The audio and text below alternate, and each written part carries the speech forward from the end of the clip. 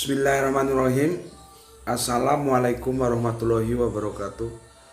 Asyhadu an la ilaha illallah, asyhadu anna Muhammadar Rasulullah. Allahumma sholli ala sayyidina Muhammad wa ala ali sayyidina Muhammad. Kama sholaita ala sayyidina Ibrahim wa ala ali sayyidina Ibrahim. Bil alamina innaka Hamidum Majid. Sebelum Sebelum kita mulai ya, kita panjatkan dahulu doa kepada Gusti Allah Kang Maha Agung untuk saudara-saudara kita yang telah bermurah hati memberikan sholawatnya kepada channel dakwah ini, sehingga channel dakwah ini dapat eksis hadir dalam ruang-ruang diskusi kalian semuanya, dengan sebuah harapan tentunya semoga sholawat itu menjadi catatan langit amal soleh bagi mereka dan keluarganya kelak, dan insya Allah akan terbalaskan dengan balasan yang lebih baik lagi. Berikutnya untuk seluruh viewer terkasihku dimanapun kalian berada ya, di mancanegara maupun di dalam negeri ya, aku ucapkan terima kasih atas apresiasinya dan semoga selalu always dan tidak pernah nepe ya. Bertumbuhlah menjadi yang anti skip dan anti download. Bagi yang berkenan silakan saja di share, tapi linknya ya, linknya dari kajian-kajian di channel dakwah ini jangan kamu unduh, kamu potong-potong lalu kamu unggah ulang sesuai dengan apa yang kamu mau. Nggak boleh, nggak mengizinkan aku. Siapapun yang melakukan itu maka dia sama dengan bajingan, pencuri ya, karena ada bukan hak cipta, hak karya. Di situ ada karya orang dan itu dikerjakan dengan berlelah-lelah ya. Bismillahirrahmanirrahim. Kopi morning dulu.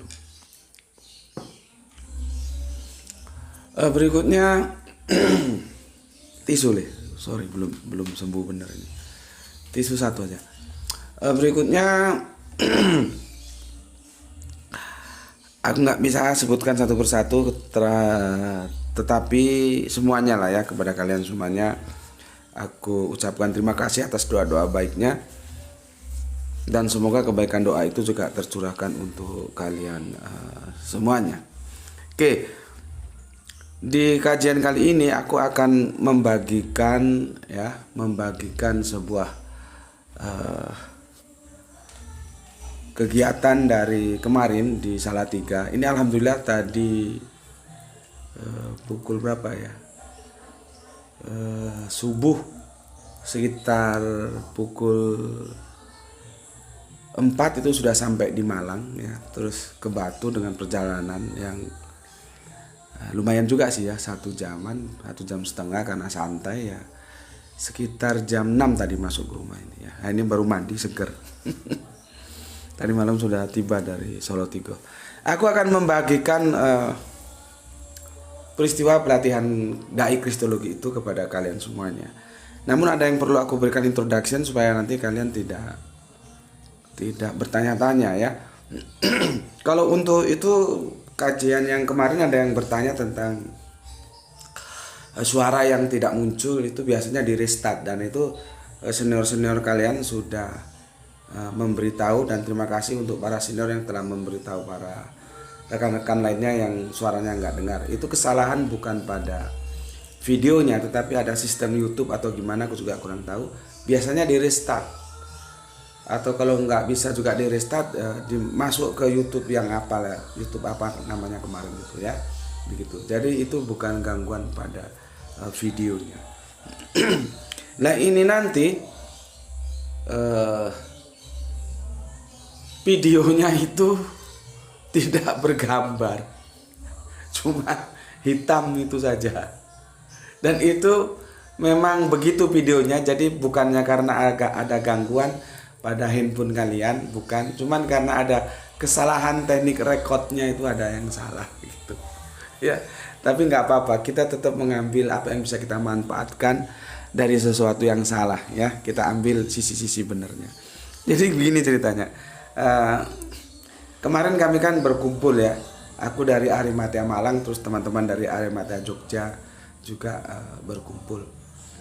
Nah, ketika aku mau shot, aku bilang tolong kamu shot gitu. Ada anggota dari Arimatea Jogja ya. Itu memang dia dulu sekolahnya IT dan anaknya pinter dan cekatan ya. Dan giro dakwahnya itu subhanallah ya. Sangat-sangat excellent lah, istimewa giro dakwahnya itu.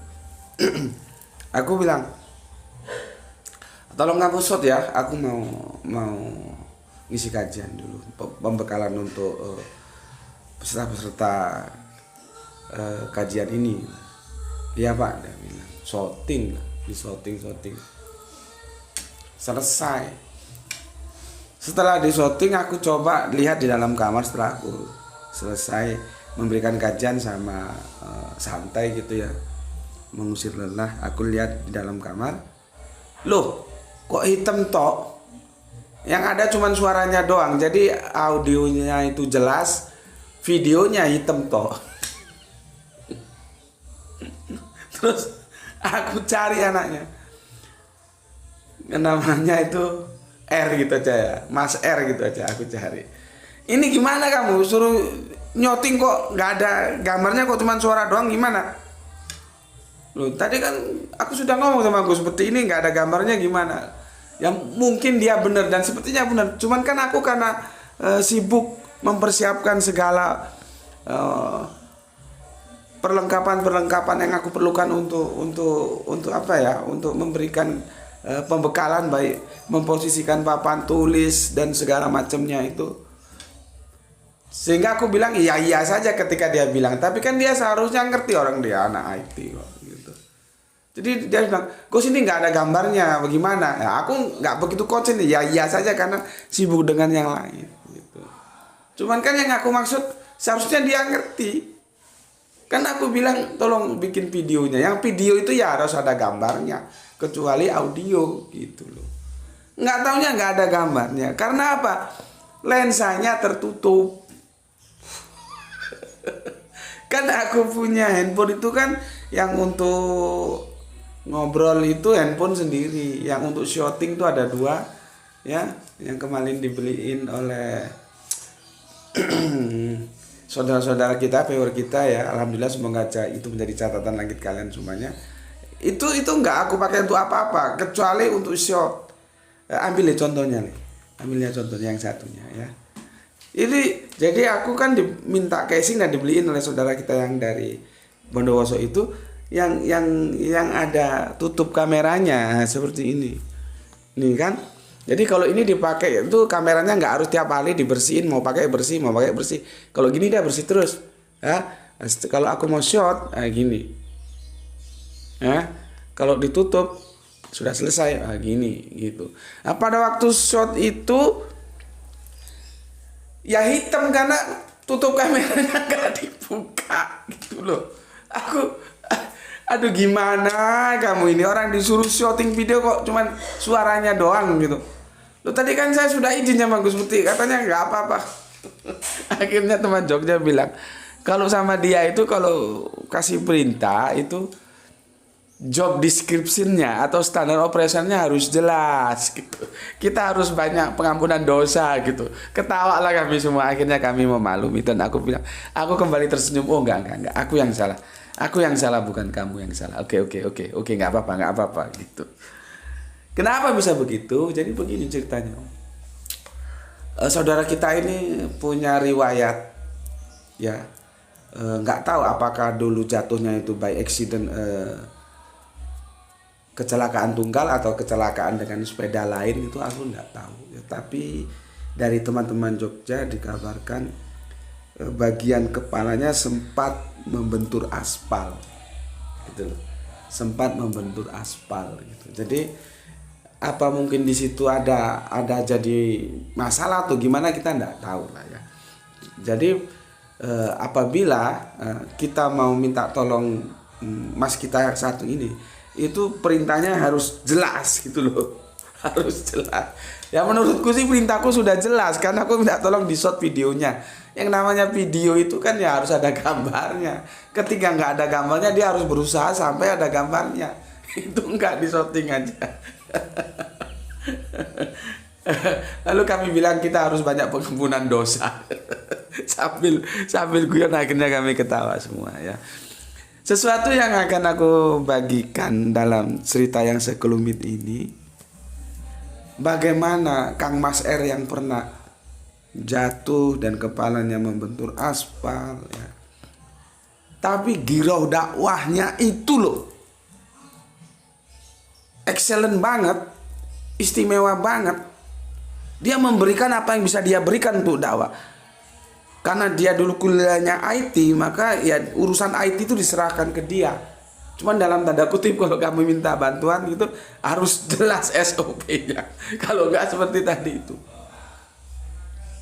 Ya, sesuatu yang harus kalian kasih highlight atau garis bawah. Dia yang pernah terbentur kepalanya karena sebuah accident kendaraan sepeda motor, mempunyai giro dakwah yang excellent banget. Ya, sangat-sangat semangat sekali dalam dakwah, dan dia memberikan apa yang dia bisa berikan untuk dakwah Islam ini. Nah, dia bisanya IT ya IT gitu. Sekarang tanyakan kepada diri kalian masing-masing, pernah nggak kepalamu membentur aspal?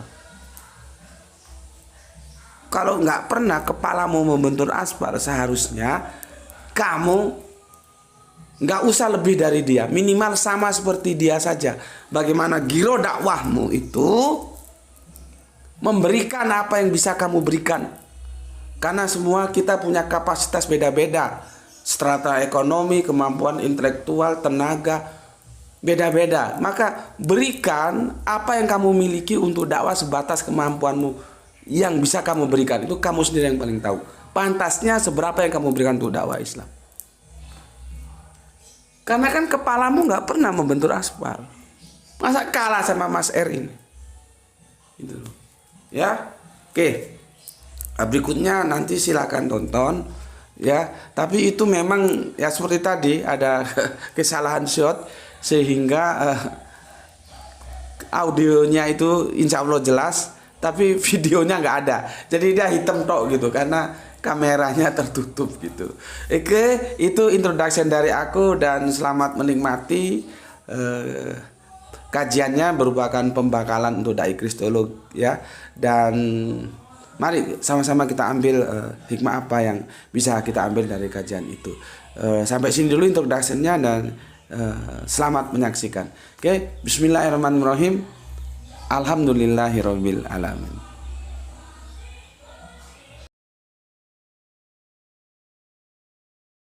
Warahmatullahi wabarakatuh. Ashhadu an la ilaha illallah, asyhadu anna Muhammadar Rasulullah. Allahumma sholli ala sayyidina Muhammad wa ala ali sayyidina Muhammad. Kama sholaita ala sayyidina Ibrahim wa ala ali sayyidina Ibrahim bil alamin innaka Hamidum Majid. Sebagai sebuah kehormatan, saya sebetulnya baru sembuh karena musim flu, dan saya lihat saya tidak terjadwal, saya hanya apa namanya itu support ya, supporter aja. Tiba-tiba didapuk seperti ini ya, nanti kalau ada salah-salah ya memang sering salah, mohon dimaklumi ya, mohon dimaklumi. Dan saya orangnya tidak resmi-resmian, tidak bisa saya resmi-resmian ya, gini aja gitu ya. Yang penting nanti otak-otaknya itu cerdas kan gitu ya. Kalau mau lihat channel YouTube saya itu Subandi T Suwoco.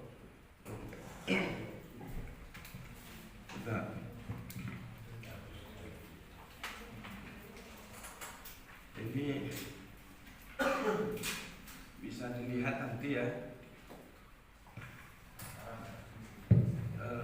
Begini, Subandi T Suwoco. Nah, ini yang bantu saya ini Kang Mas Paulus Edi Praetno. Saya karena awam dalam hal begitu, awam gitu. Oke. Saya disuruh ngomong apa ini? Saya disuruh ngomong apa ini? Saya tidak tahu. Minta kalian apa gitu? Rahmat.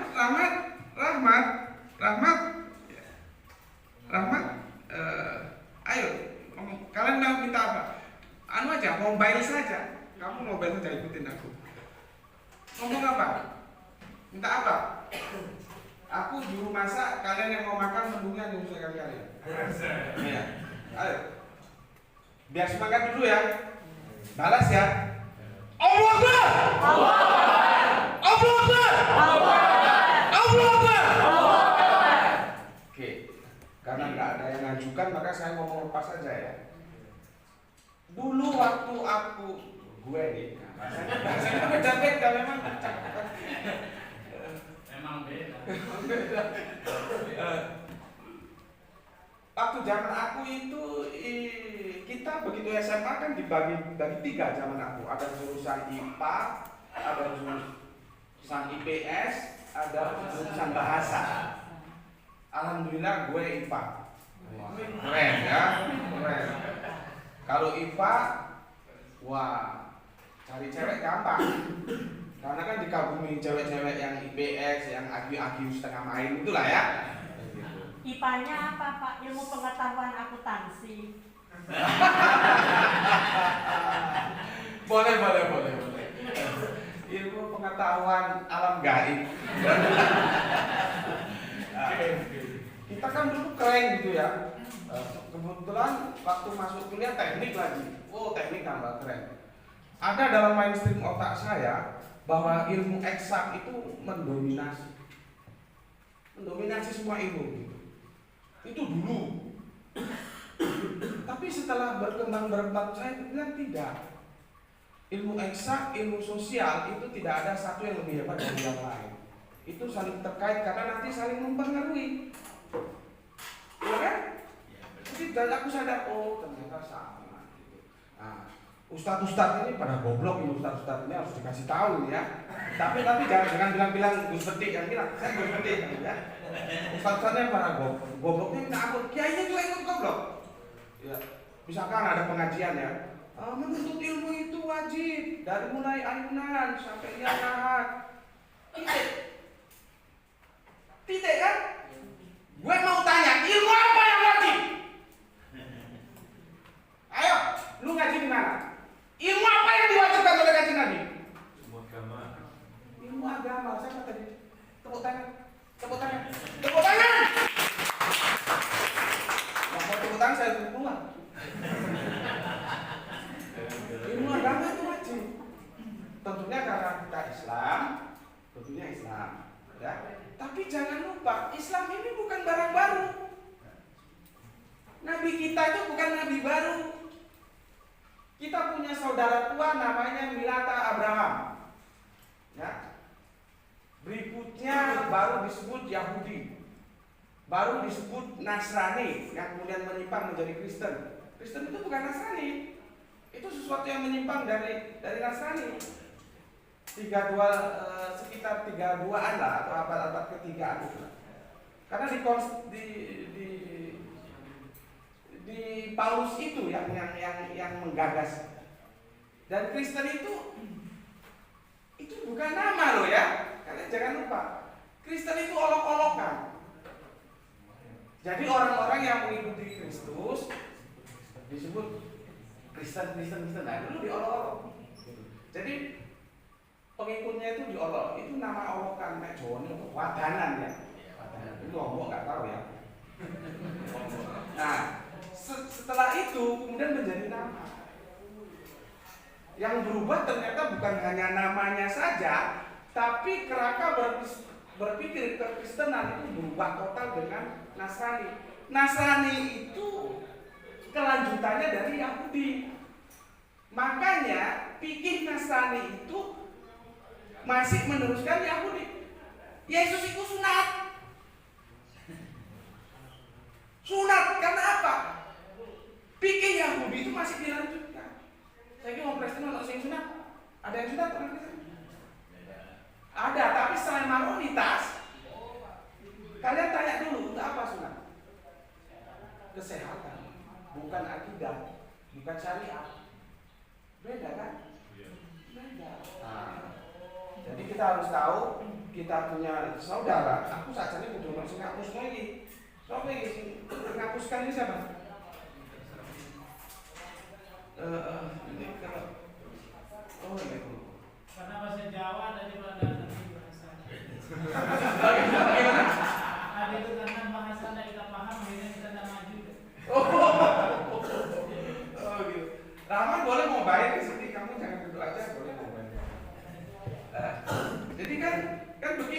dari skemanya teologi kita demikian. Ya. Di sini Bapak Abraham, ya. Di sini Moses, di sini Esau yang kemudian jadi Yesus, di sini kajian Nabi kita. Jadi ini milata atau milah kalau kita baca Al-Quran, ikutilah milah Ibrahim wa Musa. Di sini milah, oke?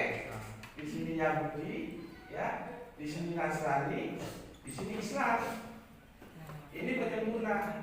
Gurunya siapa? Di sini gurunya Bapak Abraham atau Ibrahim. Di sini gurunya Moses, Musa. Di sini Isa kalau kita sebut. Di sini kajian Nabi Muhammad. Ini semua harus tahu Pak. Nabi kita. Ini Nabi kita loh.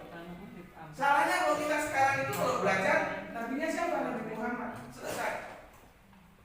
Kitabnya apa? Al-Quran selesai. Padahal enggak. Al-Quran mengatakan jangan kamu beda-bedakan. Memang sebagai guru kita hidup di periode kajian Nabi Muhammad. Makanya gue punya teman namanya keren dari mana? Manado. Habis sholat Isya. Enggak, sholat Asar. Aku tanya, kita jalan habis sholat Asar. Lu kenapa masuk Islam? Kan yang Manado. Kebanyakan nggak mau protes. Dia jawab, tenang aja dia jawab. Islam yang terakhir. Sama ketawa, Islam yang terakhir. Karena dia suka mengadakan lomba-lomba. Yang terakhir itu yang jagoan. Yang terakhir itu yang jagoan. Yang terakhir itu yang jagoan. Yang terakhir itu yang jagoan. Karena dia mau menyempurnakan semua ini. Kita lihat sepak bola itu siapa main sana terakhir. Nah, dia jawab begitu karena dia berpikir sederhana. Tidak meskipun harus mengkaji kitab per kitab, dalil per dalil. Dia berpikir sederhana saja. Yang terakhir itu mesti yang sempurna. Tapi bukan berarti Allah tidak bisa bikin langsung sempurna. Ya bisa saja kalau Allah mau langsung bikin sempurna. Tapi kan cuma berproses. Yang masalahnya kalian digoblok-gobloki oleh terjemahan. Coba, kun payakun apa terjemahannya? Jadilah. Ya kok? Jadilah. Siapa ngasih mana kok goblok? Heran aku. Korban terjemahan kan? Yakunu itu fiilnya apa? Kanan. Mudhari kan? Maka harusnya jadi maka dalam tunggu. Jadi maka akan jadilah. Jadi enggak jadi maka jadilah. Memangnya Gusti Allah mau disuruh jadi tukang sulap? Paham sih? Aku ini berantem dengan Bapak. Tapi kan aku punya sadaran argumentasi. Itu fiilnya Pak, menggoreng itu. Maka dia akan. Artinya Allah itu kalau mau bikin milenial Abraham ini sempurna, bisa. Tapi Allah kan tidak mau. Semua itu terjadi karena bisa dan mampu. Setuju kan? Ya. Bisa. Tapi Allah tidak mau. Ini juga enggak. Masih berproses ya. Inilah terakhir itu Islam. Dan kita menghormati semua ini kan. Ini saudara tua kita ini. Nah, makanya dia bilang Islam yang terakhir. Gue maklum. Tapi kan itu semua. Karena dia tidak mampu meneliti Alkitab yang ada kan. Jadi itu aja yang namanya sederhana itu yang sempurna. Oke. Nah, terus kembali lagi. Saya mengatakan ya ilmu sosial baik nggak sih mungkin salah Mbak ya. Jangan saya ini lembut terhadap wanita. Tapi keras terhadap kemutakan. Jangan Mbak. Saya ini lembut terhadap wanita. Kemarin istri saya saking saya lembutnya terhadap wanita. Lebaran kurang setelah lebaran 4 hari. Ayo kita lamar. Ayo lamar. Iya goblok itu artinya dibalik Mbak. Supaya nggak goblok. Gitu kan. Orang Betawi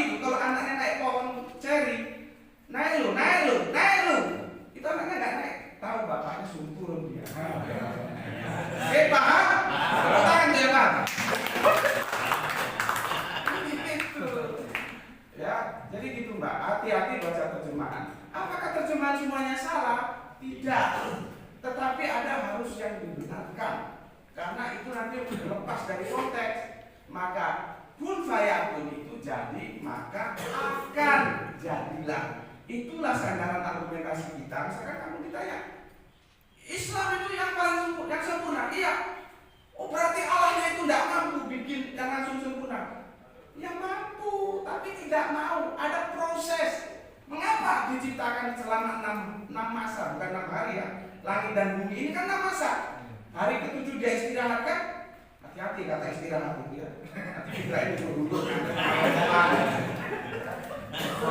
Apa nggak bisa? Allah bikin 1 masa selesai langit dan bumi bisa. Tapi tidak mau. Makanya itu kalau kalian mencapai sesuatu, nikmati prosesnya. Seperti saya dalam kemiskinan, saya nikmati proses miskin. Loh bener. Saya ini ngomong berat. Kalau saya kaya, ya saya kaya. Saya bukan orang kaya, saya orang miskin.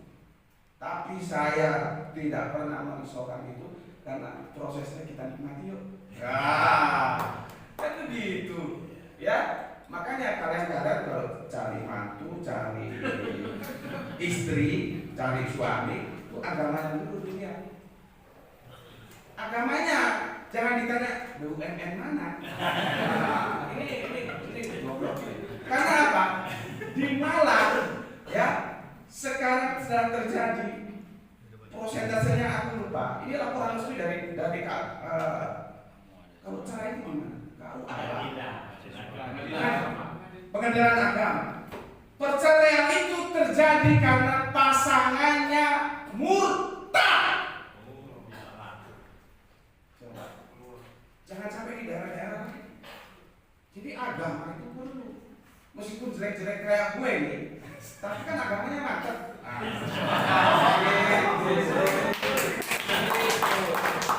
Daripada mobil Honda ya, Honda Jazz, kalau gue Honda Grand yang tahun 91 itu.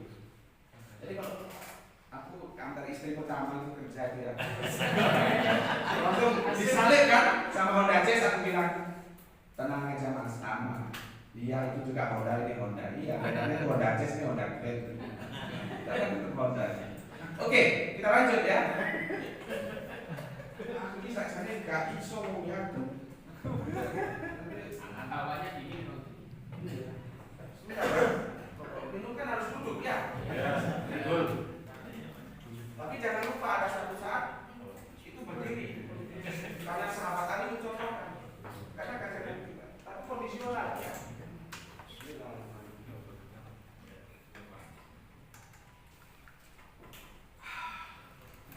Oke, kita lanjut. Berikutnya Pak, berikutnya Mas, berikutnya all of you, kita harus sadar tidak ada dikotomi antara ilmu eksak dan ilmu sosial. Ya, tidak ada. Semua sama-sama penting. Nah, sekarang eksak itu menyumbang dunia ini menjadi global. Tahu global nggak? Tahu nggak global? Hilangnya jarak dan waktu itu global. Sekarang dalam satu genggaman, asal kita punya kuota, mau apa saja bisa di sini kan? Bisa. Pertandingan sepak bola di Inggris bisa kita lihat di sini. Apa-apa bisa kita lihat di sini. Jadi dengan ketemunya ilmu-ilmu saintis merubah dunia menjadi mengglobal, menjadi satu genggaman. Hilangnya jarak dan waktu. Dan ini menimbulkan 2 pisau dalam dakwah kita. Kenapa? Sekarang ada Facebook. Ini mentor saya di YouTube. Videonya Mas Paulus Editor. Ada YouTube. Ada lagi WA ya. Ada lagi Instagram. Telegram agak jarang ya. Mungkin itu orang-orang susah ya pakai. Kita orang-orang senang. Bukan orang kaya, orang senang ya. Orang kaya belum tentu senang. Orang kaya istrinya 1 untuk apa? Mungkin saya nggak kaya istrinya 3. Ya. Oke, aku lanjut ya. Pintu komunikasi itu sekarang sudah terbuka mas. Terbuka mbak. Ya. Yang aku kasih tahu ini teknologi saya Twitter kan. Ini kenal gitu. Ayo mbak digeser mbak tembok.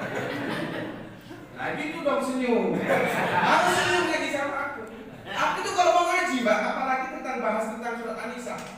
Al-Quran tak pegang. Bu, Mbak, ini Al-Quran, ya. Sampai mengimani. Iman. Tunduk terhadap ini, tunduk. Benar, iya.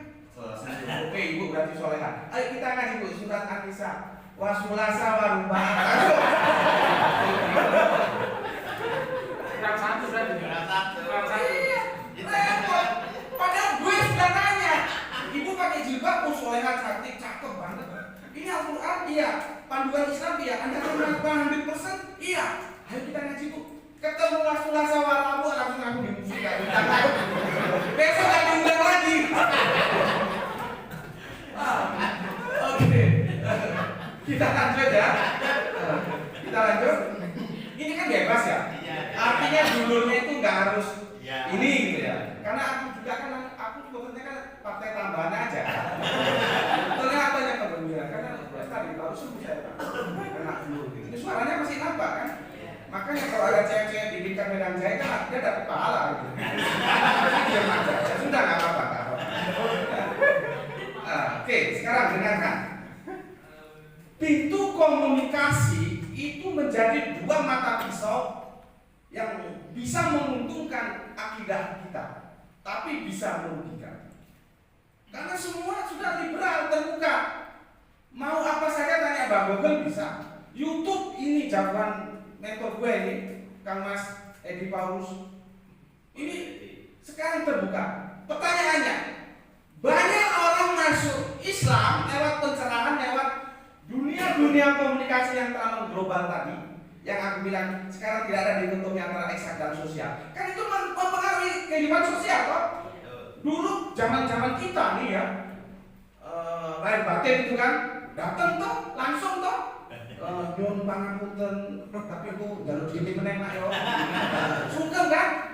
Berikut teknologi WA, ketemu kan? Cukup ya? Belum, masih SMS ya toh? SMS wae wis kesuwen. Mak ngulang kuwi pangapunten jeriet, masuk sudah. Berkembang lagi teknologi WA. WA gambar pengkate bintang itu sampai turun mana iso dikirim. Kita nggak ketemu orang tua toh? Cukup kirim WA. Itu teknologi mempengaruhi kehidupan sosial. Ternyata bukan hanya sosialis yang dipengaruhi, teologis juga dipengaruhi. Karena banyak sekian orang menjadi mu'alaf, pintunya lewat media-media komunikasi yang namanya YouTube, WA, Instagram dan segala macamnya. Tetapi Anda pernah berpikir berapa banyak yang buta? Aku temenan gini, nggak pernah kampungnya loh.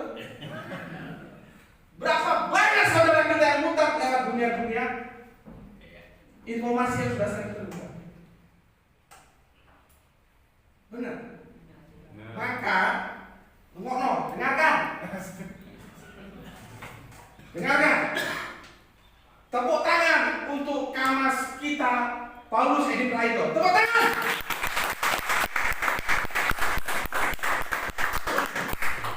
Kenapa tepuk tangan? Harusnya tanya. Tanya dulu, itu namanya orang rasional. Suruh tepuk tangan. Tanya dulu ada apa Gus? Itu loh. Itu baru cerdas.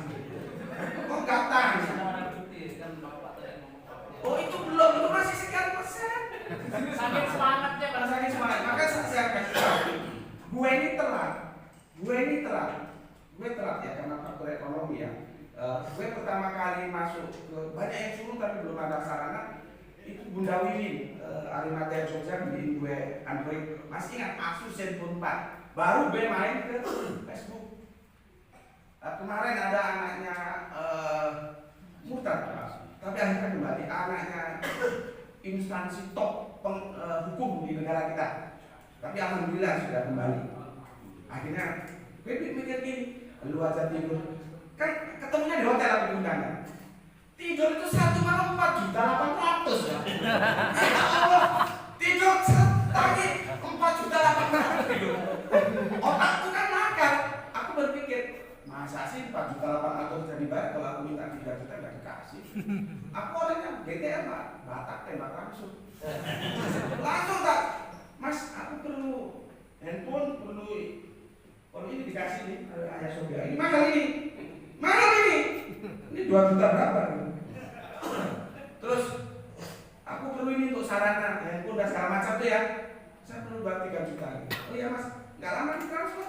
Langsung aku belanja beli, aku kan tanya-tanya apa yang paling bagus. Nah, merek tertentu nggak disebutkan karena bukan bintang iklan. Kalau bintang iklan sudah sebutkan, baru gue masuk ke dunia itu.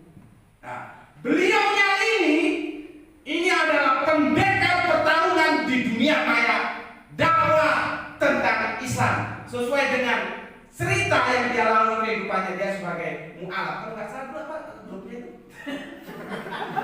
Kan ada pondokan Edimur ada mu'alafnya toh? Itu yang saya mau katakan, kalian harus berterima kasih kepada beliau. Tepuk tangan. Loh, aku ini belak-belakan Pak. Nek orang harus saya hargai, pantas saya hargai. Tapi nek orang bejan tak tendang Pak. Loh benar, ini Mbak emang mulai lulus saya kira senyum-senyum. Gitu. Nah, intinya ini karena ada teknologi yang sudah merubah peranata kehidupan. Tahu nggak ini peranata? Tahu nggak? Peranata itu tatanan sosial. Jadi penemuan saintis melahirkan teknologi informasi yang terbuka, merubah peranata tatanan sosial, bukan hanya sosialis tapi teologis keberagaman kita itu juga berubah berpengaruh. Karena apa? Lewat dunia khususnya sekarang yang ngomongin YouTube ya, banyak orang yang mu'alaf, tapi banyak juga yang murtad. Sekarang maksudku, ayo peluang ini kita ambil. Allah. Dan kita jadikan mentor kita. Nanti beliau lebih bisa nih kalau masalah dunia maya. Tapi kalau maya anak Kaniman aku kenal. Ini maya yang benar-benar maya. Kalau maya anak Kaniman ya anaknya manis tinggi gitu kan. Nah, beliau nanti bisa memberikan pengalaman. Intinya begini Pak. Dunia maya itu jangan ditinggalkan. Habis saudara kita murtad semua. Jangan ditinggalkan. Kita ikuti ya perkembangan global itu nggak bisa kita hentikan Pak. Nggak bisa. Kamu ngomong-ngomong sama yang punya sana. Stop YouTube, udah dasmu diketak. Facebook tutup. Nggak bisa Pak. Artinya apa? Kita harus mempersiapkan diri kita untuk bertarung di dunia maya. Jangan ditinggalkan. Paham nggak gue? Paham nggak? Boleh nggak dunia maya ditinggalkan? Tidak. Boleh? Oh, tadi kan boleh. Nggak boleh. Nggak boleh. Sekarang alhamdulillah, ya dunia maya itu juga memegang peranan. Pak. Ya. Saya itu kemarin dikirimi kopi dari PO saya. Kopi itu dari saudara kita Tionghoa itu dari Jakarta. Satu keluarga itu mual. Terus yang dari negeri Cina, Malaysia itu juga mual. Gitu. Ya saya tahu karena mereka ngomong, kalau mereka nggak ngomong saya juga nggak tahu, saya kan bukan dukun. Karena mereka ngomong saya tahu, gitu kan. Terima kasih Pak, channelnya membuat kami menambah keyakinan. Jadi sekarang ada satu lagi cewek dari Jakarta, ya itu juga mual. Nah, gue ini ya, kalau ada request, Gus bahas ini, gue lihat kalau dia Islam saya bisa saya tidak.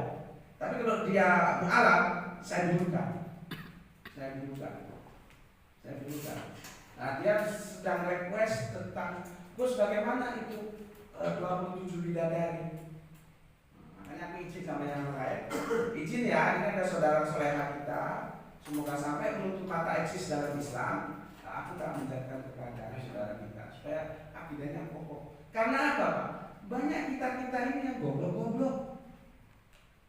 Kalau sudah dikatakan, oh surganya orang Islam urusan selangkangan. Surganya orang Islam urusan selangkangan.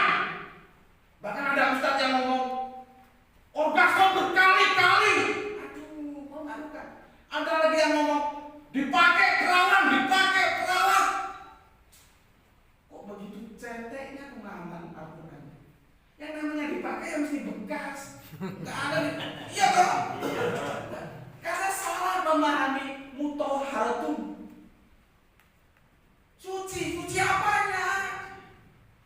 Jauh itu apa? Pasangan. Ini kita lihat goblok-goblok semua ini. Jadi Al-Quran, surganya orang Islam itu tidak berbicara tentang selangkangan. Kata bidadari itu adalah pasangan kita. Nanti di sana itu bersih-bersih, tidak ada iri, tidak ada dengki. Gue bersahabat dengan lu. Semua kita itu bersih-bersih. Nggak ada dengki, nggak ada iri, nggak ada segala macam. Itu maksudnya. Paham? Nggak pernah dengar penjelasan seperti ini. Pernah ya? Kalau nggak terima, jangan lu nggak label gue. Kiai lu, ustadz lu, diskusi dengan Gus Beti dengan sebuah kerangka berpikir akademis, saling menghormati. Supaya kalau kalian dikatakan surganya orang Islam surga kelangkangan, bukan. Surga itu sesuatu, kata hadis, sesuatu yang tidak pernah kita lihat dengan mata, terbetik dalam hati.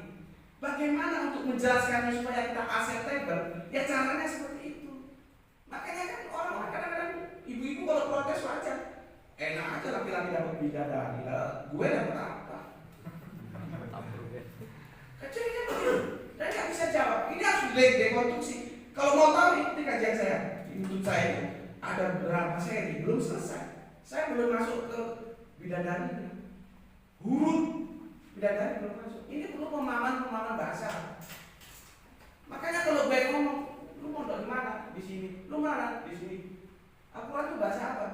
Bahasa Arab. Ngenes gue. Ngenes gue. Karena apa? Kesalahan itu akan diwariskan menjadi kesalahan dan kesalahan. Maka setelah ngaji ketemu Gus Beti, nanti bisa dilanjutkan ke channel itu ya. Kalau yang mau nggak mau ya orang usah. Aku nggak masalah. Jangan lagi mengatakan Al-Quran bahasa Arab. Jangan. Karena kalau Al-Quran dikatakan bahasa Arab, dia masuk dalam konteks budaya, bos. Paham? Nanti dikerjain sama orang-orang yang berat. Berarti Al-Quran produk budaya. Budaya itu bisa salah. Budaya itu tumbuh dan berkembang. Zaman gue masih ganteng nih, masih punya gelar mahasiswa nih. Nggak ada. Paling ada begini.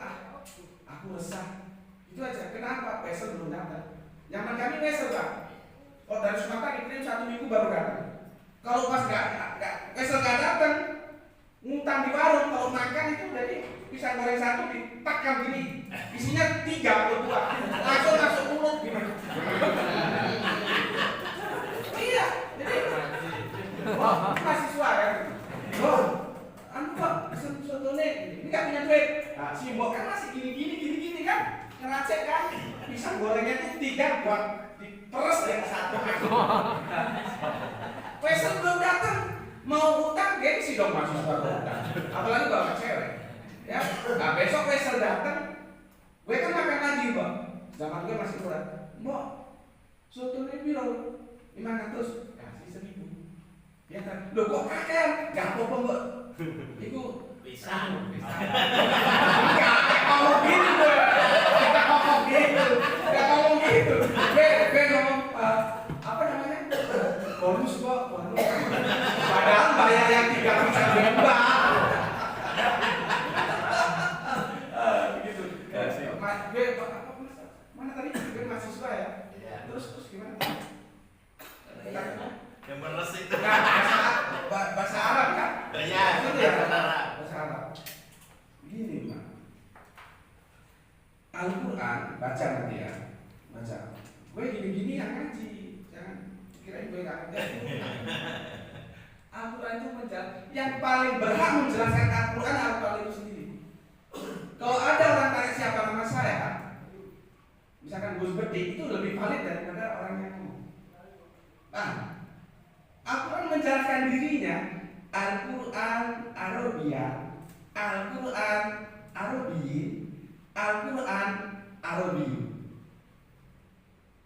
Oke? Anda perlu belajar apa itu nisbah, ya itu apa artinya. Al-Quran Aroban. Itu di belakang tuh Arimatea itu bosnya Al-Ihsan itu.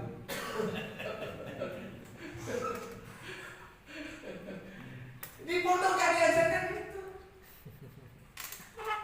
Ini di belakang kita tuh Arimatea itu dosen bahasa Arab. Ini maksudnya apa? Ini ketua kita baru-baru ya. Ini Kang Mas Yayat dosen di UND ya. Dosen di UND. Jadi bukan Al-Quran bukan bahasa Arab. Nah, kejaman gue kuliah, gue resah. Nggak ada, gue galau. Nggak ada.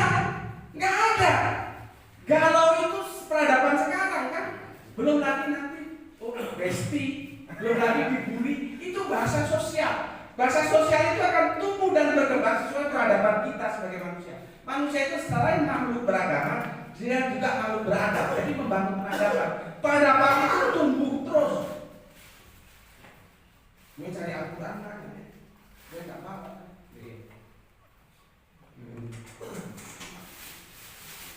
Ini bapak ibu, ya, mbaknya perhatikan, ya. Jangan perhatikan saya sudah ganteng. Ya, ini menjadi standar. Yang standar itu boleh berubah tidak? Tidak boleh. 1 meter itu ya tetap 100 cm karena dia akan menjadi standar. Boleh lebih, nggak boleh kurang, iya kan?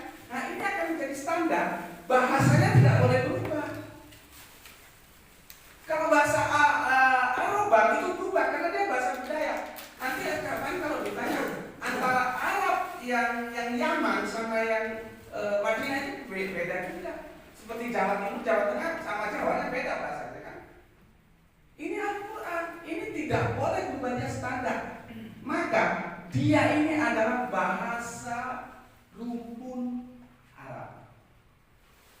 Karena ada nisbah ya. Ngerti? Bahasa rumpun Arab. Paham di sini? Dan dia standar, dia tidak berubah karena dia bahasa firman. Jadi gue aku yakin, cuman kan gue tidak buktikan karena ini waktu yang lama. Seandainya Mushaf Ibrahim, seandainya Torah, seandainya Injil berikut Zabur, yang ori yang dulu yang asli bisa diturunkan di hadapan kita sejajarkan dengan Al-Quran, satu bahasa.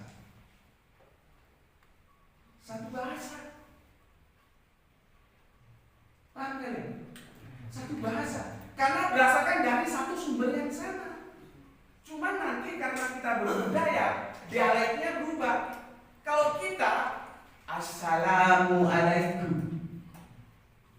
Kalau saudara kita Shalom Alaikum.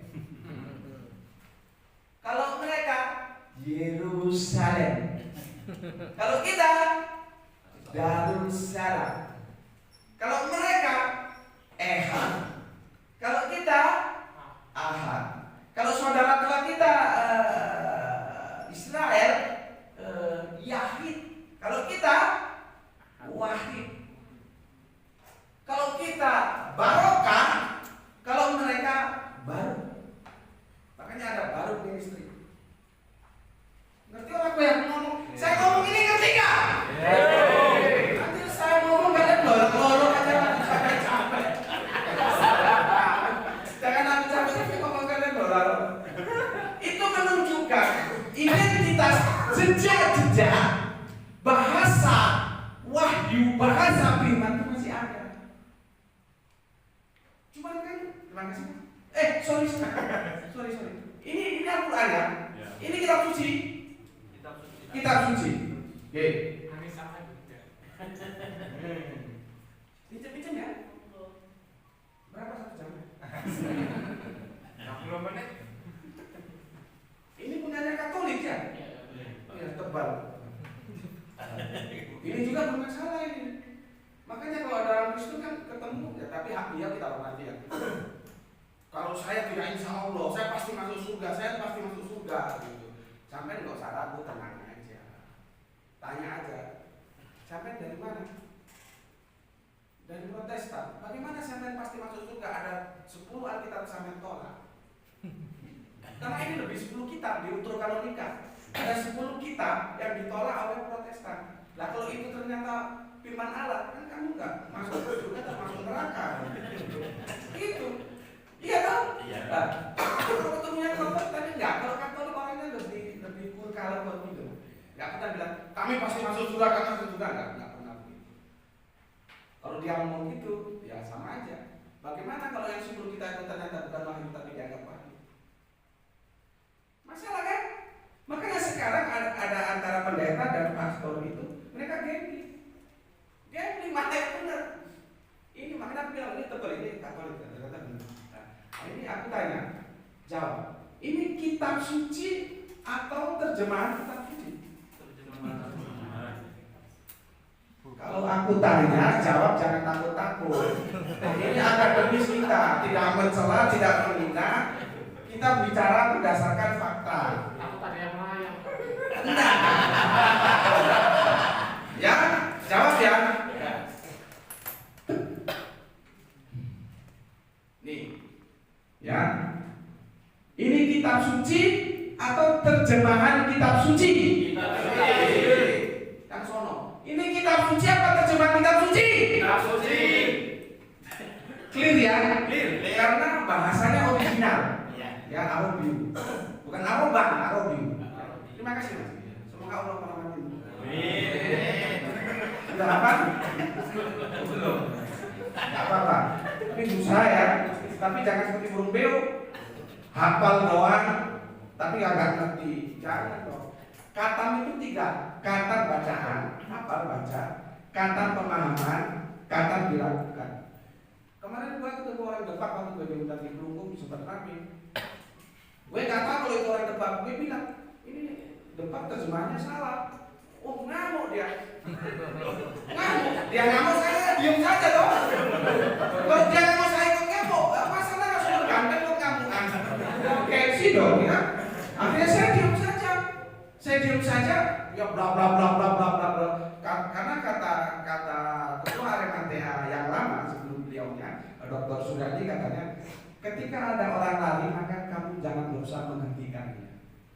Biarkan dia lari, setelah dia berhenti baru kamu mendekati.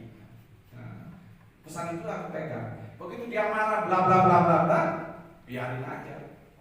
Setelah dia berhenti aku tanya, sudah Bapak? Sudah. Bisa saya bicara sebentar? Bisa. Oke Pak. Bapak buka surat Al-Baqarah, surat kedua ayat yang kedua. Silakan baca terjemahannya Pak. Dia baca.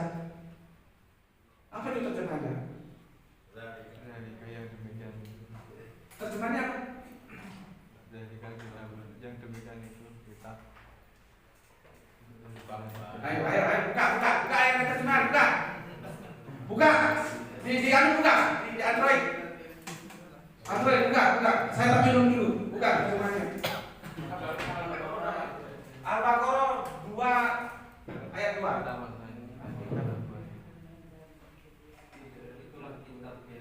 Kitab Al-Quran ini tidak ada keraguan padanya, petunjuk bagi mereka yang bertakwa. Oke, panitia tolong cari panas.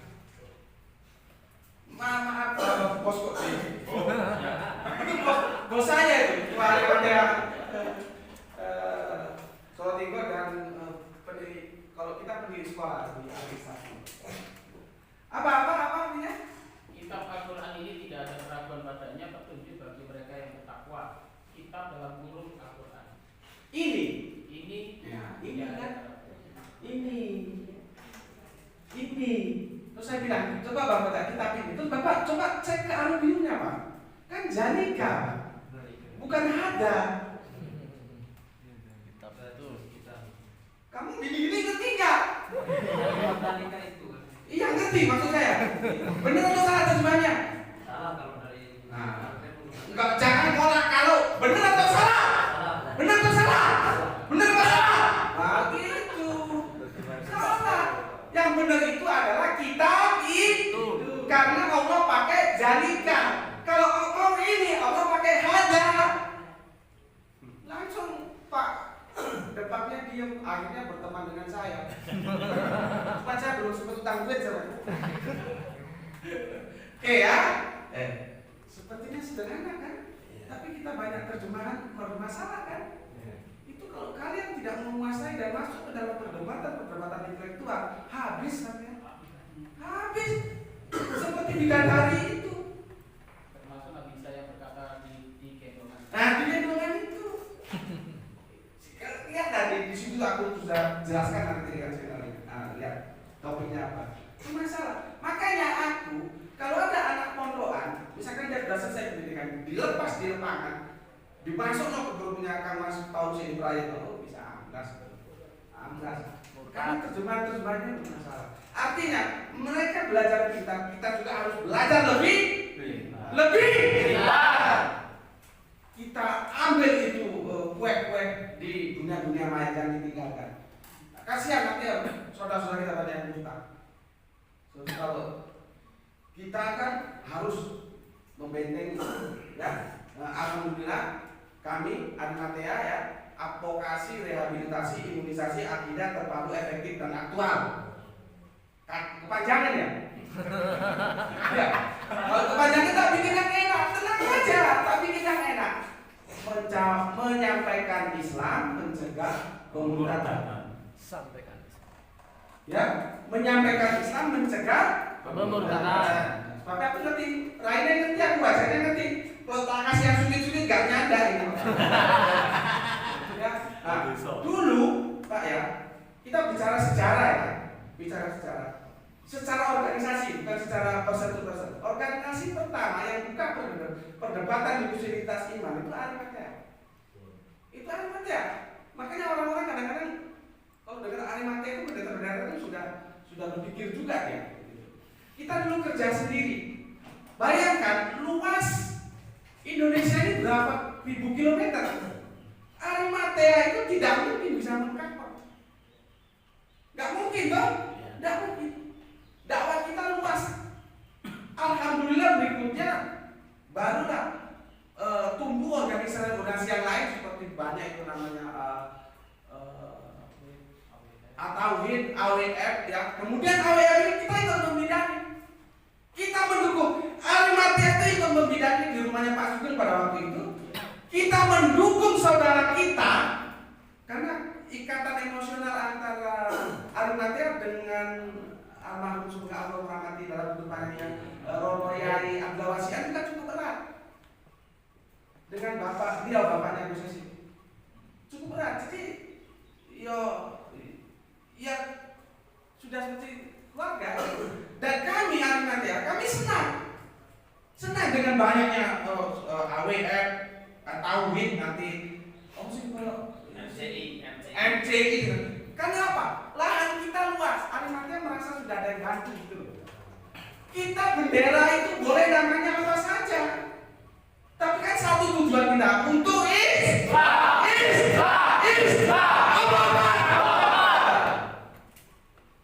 Kon modal nggak ditakoni di kuburan organisasimu apa? Nggak ditanya. Nggak ditanya. Tapi yang kamu kerjakan dakwah belum? Karena sampai kata bahwa satu. Ya. Sampai sini paham nggak? Oke, tanya kan? Oh, Mbak. Enggak, aku kalau kesini terus karena kameranya di sini. Yang sini nggak nampak. Bagaimana kalau kesini semua tapi nggak cukup porsinya? Ya sudah. Gini ya, sekarang yang sini tak urus ya. Ini kan yang situ, yang sini tak urus. Kalau di sini seger-seger, situ mukanya muka preman semua. Ya apa ya, jangan terlalu serius ya. Ingat kalau bisa Ingat ya, tadi itu kitab suci ya. Sekarang ini, pertanyaan saya, ini kitab suci atau terjemahan kitab suci? Terjemahan dari Subhanallah. Mosok sampean lanang kalah kowe. kasih kesempatan dong. Sekarang harus fair. Ini kitab suci apa terjemahan kitab suci? Kira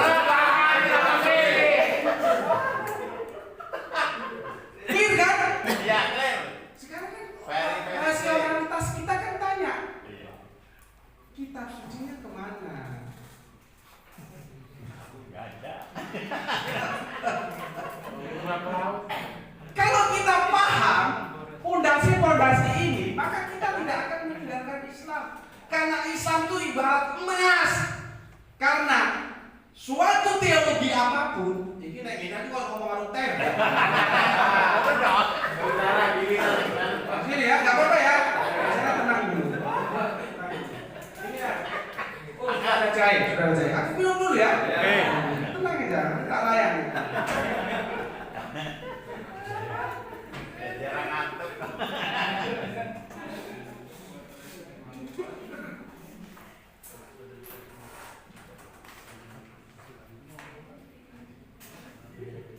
Iya Pak, ini prinsip dasar Pak ya. Mbak ya, tolong dipahami. Tolong dipahami. Mas bisa dihapuskan? Bisa dihapuskan? Oke. Ini sudah paham ya saudara? Ini yang warayulah. Sudah paham ya? Oke. Berarti kita kasih judul urutan agama. Aku tidak pernah memberikan suatu yang mengekang. Silakan nanti judulnya apa? Atau pengajian tanpa judul ya boleh. Boleh gitu ya. Oke. Ini aku pakai bahasa kampus ya. Bahasa kampus ini teologis. Kalau bahasa aslinya ini agama. Ini ajar juga. Karena kita sholat dulu. Ini agama. Agama itu dibangun oleh kitab suci. Maka agama kita itu agama kita. Agama-agama Abraham anak-anak Abraham, bila Abraham, Yahudi, Nasrani, Islam itu berlandaskan pada kitab. Kita ini agama kitab. Tidak boleh keluar dari kitab. Oke? Nah, ini dibangun oleh kitab suci. Paham di sini? Lihat ini. Kalau kitab sucinya bermasalah, pertanyaan saya, agamanya bermasalah tidak? Bermasalah. Masukkan dalam hati, dalam otak. Bila kitab sucinya bermasalah, maka agamanya bermasalah.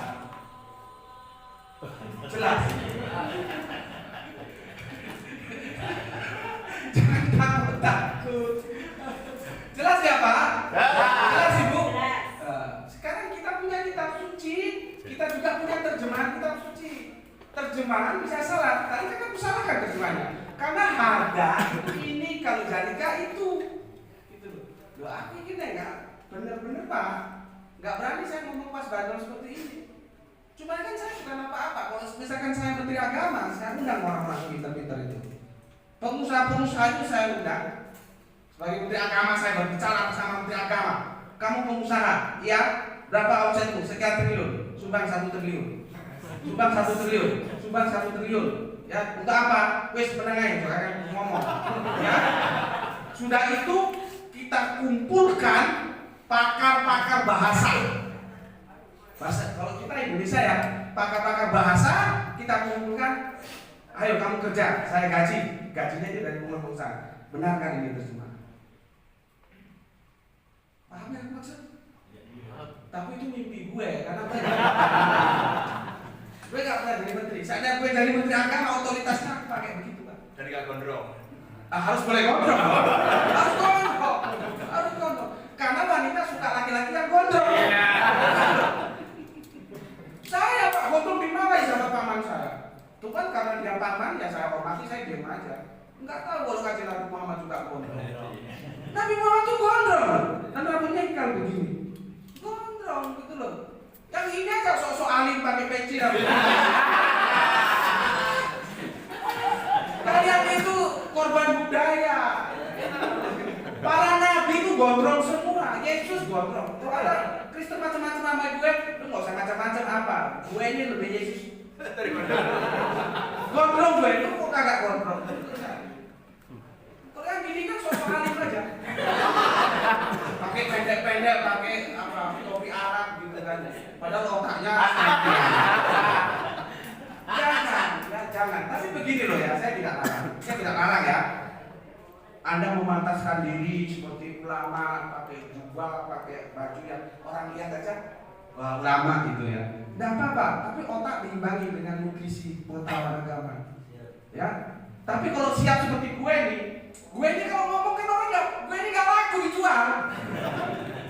Iya. Ya laku kan karena teman sendiri. Nggak laku. Orang bilang ngisi kajian, gue mengkritik yang katanya oleh seseorang, tapi gue tetap hormat pada beliau ya, karena beliau profesor, beliau mufasirin, beliau mengeluarkan tafsir. Tapi ketika beliau ngomong Al-Quran itu ada ucapan pemberian Natal, gue kritik. Ini gimana aja nih kita? Ya. Sudah dijawab. Gimana? Kita sholat dulu ya. Iya, dijawab. Sebagian dari zaman sebagian. Oh, saya punya tiket khusus. Nanti ilmu itu nanti Pak Nata. Tapi bawa ayam putih, ayam hitam. Oke, saya lanjutkan. Berarti kita bangga sebagai orang Islam karena kita punya kitab suci. Itu Pak. Bahasanya bahasa Arabian, bukan Arab. Karena kalau bahasa Arab dia masuk produk budaya. Al-Quran bukan produk budaya. Gitu. Paham? Oke. Kalau aku bilang, mana Al-Qurannya? Baca Al-Baqarah yang kedua. Baca Al-Baqarah yang kedua. Dan kalau kita la raiba fihi hudan lil muttaqin. Terjemahkan pakai terjemahan yang aku dekonstruksi tadi. Ya oke, baca coba. Dari kitab itulah kitab yang tidak ada keraguan di dalamnya. Nah, tidak ada keraguan kan? Iya. Nah, ini kitab nih. Mbak, ini Al-Quran. Anda ragu nggak sama ini? Loh. Mbak, ini handphone ini. Ini teknologinya sudah bagus. Jangan ragu. Anda ragu nggak? Ragu. Harusnya ragu. Sama Al-Quran juga harus ragu. Harus ragu dengan apapun karena kita berpikir rasional. Ngerti? Saya ini ngomong di pondok-pondok pada kiai ustaz bingung semua. Ya lu goblok, coba ikuti kajian gua. Kalau ikuti kajian gua jangan di tengah jalan berhenti bisa mutak lu.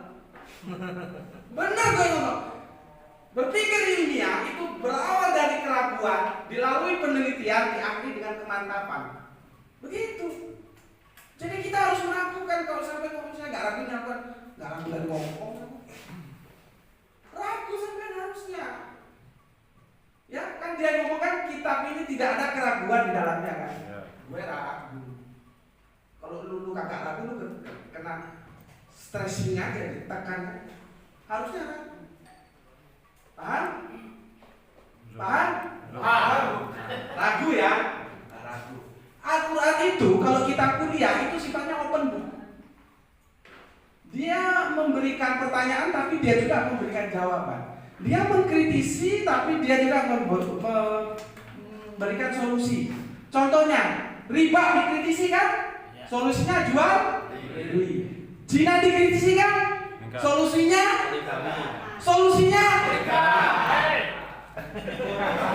Kota sama enggak? Nah, sekarang gini. Kalau ragu, baca ayat yang nomor 32. Ayo. Baca yang kuat. Ayo kasih yang kuat. Bacanya yang kuat. Yang kuat Mas, yang nomor 32. Al-Baqarah, masih Al-Baqarah. A'udzu billahi minasyaitonir rajim. Qalu subhanaka la 'ilma lana illa ma 'allamtana. Innaka antal alimul hakim. Oke, atur semuanya. Katakanlah subhanaka. Enggak, 23, sorry. 23, Al-Baqarah 23. Apabila kau ragu, saya Nah, iya. 23. Wa in kuntum fi raibin mimma nazzalna 'ala 'abdina fa'tu bi suratin min mithlihi wad'u syuhada'akum min dunillahi in kuntum shadiqin. Iya, terjemahkan. Jikalau ada keraguan di dalam diri kalian terhadap apa yang kami turunkan kepada hamba kami, fa'tu bi suratin, maka datanglah surat seperti apa yang kami turunkan. Iya. Wad'u syuhada, dan datangkanlah juga saksi-saksi Oke.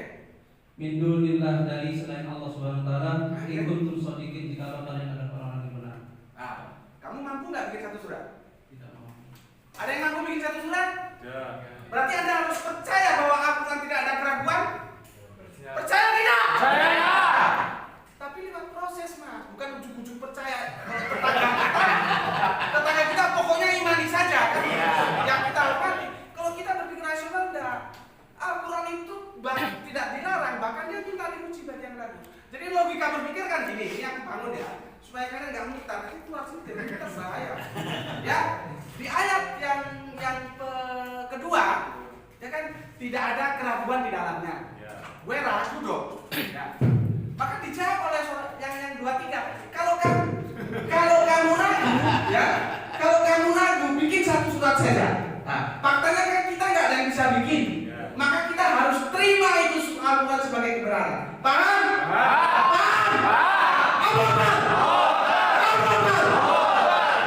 Oke, ini nanti direkam, kan kita unggah ke YouTube. Takutnya nanti salah paham. Maka aku jelaskan, ini teman-teman datang dari berbagai daerah, jadi mereka sudah sholat jamak kosong. Ya, tadi makanya ketika masuk asar kita lanjut aja. Ini sudah sholat semua. Mulai dulu, Bos. Ya. Yang langsung belum, Bos. Oke, yang belum silakan. Sekarang ini kita berbicara Injil, ya, Injil. Injil itu kita cari yang tertua ya, itu baru tahun 50-an. Ditulis Injil Markus tahun 50-an. Tahun 50-an baru ditulis. Gak seperti Al-Quran begitu turun, dia melihat proses literal, hafalan, verbal, ya. Jadi literal dan verbal diucapkan dan literasi ditulis. Al-Quran begitu, makanya dulu itu diwanti-wanti ketika kita nulis hadis supaya tidak bercampur. Sedangkan ini itu kalau kita bukan Matius, meskipun di sini yang pertama Matius Injil ya, tapi yang tertua itu Markus. Kita ambil yang tertua itu tahun 50-an, baru nanti kita ambil bawahnya itu tahun 90-an itu yang Yohanes. Sekarang kita ambil yang 50 tahun. 50 tahun baru ditulis. Pertanyaan saya, sumber penulisannya dari mana? Coba. Sumber. Makanya ini yang bilang bukan saya loh ya, tapi kan teman-teman Kristen agak berat mengatakan. Ini itu sebetulnya, ini pernyataan beliau, dosen Institut Injili Indonesia bilang, Injil itu jangan disetarakan dengan Al-Quran. Kata beliau dengan hadis. Nah kalau dengan hadis boleh, meskipun nanti teman-teman Islam juga gak terima itu. Nanti dulu hadis yang mana jangan doin, nah itu hal lain lah ya. Tapi kalau yang berpikirnya sudah benar. Ya terus nanti ada pertanyaan, lalu yang diimani umat Islam Injil yang mana? Bukan Injil ini, Bos. Tapi firman yang diberikan oleh Gusti Allah yang Maha Agung kepada Kanjeng Nabi Isa. Paham? Bukan ini. Maka kalau ini ada salah-salah, itu wajar karena ini levelnya hadis. Hadis kan ada yang salah-salah juga. Hadis itu kadang-kadang satu konten, tapi redaksionalnya beda-beda kan. Injil juga itu beda-beda. Ya, ketika ada ini Indri ya. Tolong Mas dihapus lagi. Tolong dihapusi Pak Rani. Kalau nggak jawab tahu ya. Tukang hapus itu. Ini ada bahasa hapusnya. Iya. Begini ya. Ini Yesus ya, kan disalib nih. Ini di sini tuh ada tulisan. Orang biasanya kalau zaman gue ini kan ada TTS ya. 4 huruf di atas kepala Yesus ada tulisan namanya apa? Dulu kan kita kan tahun 80-an gitu kan ya. Beli majalah orang ada TTS. Kalau kita isi namanya Inri. Inilah raja orang Yahudi. Nah, ini antara Matius Markus, Lukas, Yohanes beda-beda tulisan ini. Ini diskusi saya yang terbaru kalau kalian buka di channel YouTube saya dengan pendeta dari Tanah Karo di sini. Kenapa beda? Padahal kan tulisannya kan sama, apa dampak tulisan terus dilaporkan berbeda-beda. Paham ya? Karena beliau mengambil analogi begini. Gini Kang Mas, itu dosen jadi sangat santun orangnya. Juga keluarga saya enggak harus hormat, saya gitu Pak. Kalau ada yang santun saya harus hormati. Tapi kalau ada yang kancing-kancing menggombong, itu masa lalu gue lah. Gue bukan level gue. Lu bukan level gue. Biarin aja. Nanti kalau capek nggak menggombong dia. Jadi agama itu apapun agamanya itu datang untuk dihormati, bukan untuk dihujat. Kita juga nggak boleh menghujat agama juga kita kan. Allah lain kita juga nggak boleh kan. Pak yang satu ini orangnya santun karena dosen bahasa Ibrani. Bahasa Yunani, Amerika, dosen. Ya. Pak ini mengambil, oh enggak itu begini loh, sama aja. Ada yang manggil Bu Subeti, ada yang manggil Sukoco, ada yang manggil Subandi, ada yang manggil Subandi itu Sukoco.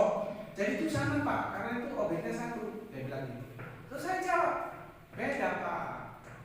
Kalau itu kan panggilan orang, sedangkan ini kan papan yang tertulis. Kan di salib ini kan tertulis. Tulisannya kan baku, nggak berubah-ubah. Paham ya? Kenapa kok dilaporkan oleh Matius, Markus, Lukas, dan Yohanes dengan laporan yang berbeda-beda? Mana yang benar? Kecuali ininya ada 4. Tinggal pilih mau nulis yang mana dituliskan, ininya kan 1. Gitu. Akhirnya ya nggak kejawab. Maka itu ketika kita mengatakan bahwa ini tuh levelnya hadis, itu justru menghargai Injil yang sekarang dipegang oleh teman-teman kita. Karena kalau ada salah hadis, itu kita pasti ngaruh. Paham? Tapi kalau kitab suci, itu harus 100% benar. Paham di sini? Paham. Oke. Aku kira itu dulu. Ya. Kita tutup. Ada yang mau tanya, silakan tanya. Saya serahkan ke moderator kita. Itu dari Bismillahirrahmanirrahim. Assalamualaikum warahmatullahi wabarakatuh. Tadi sampai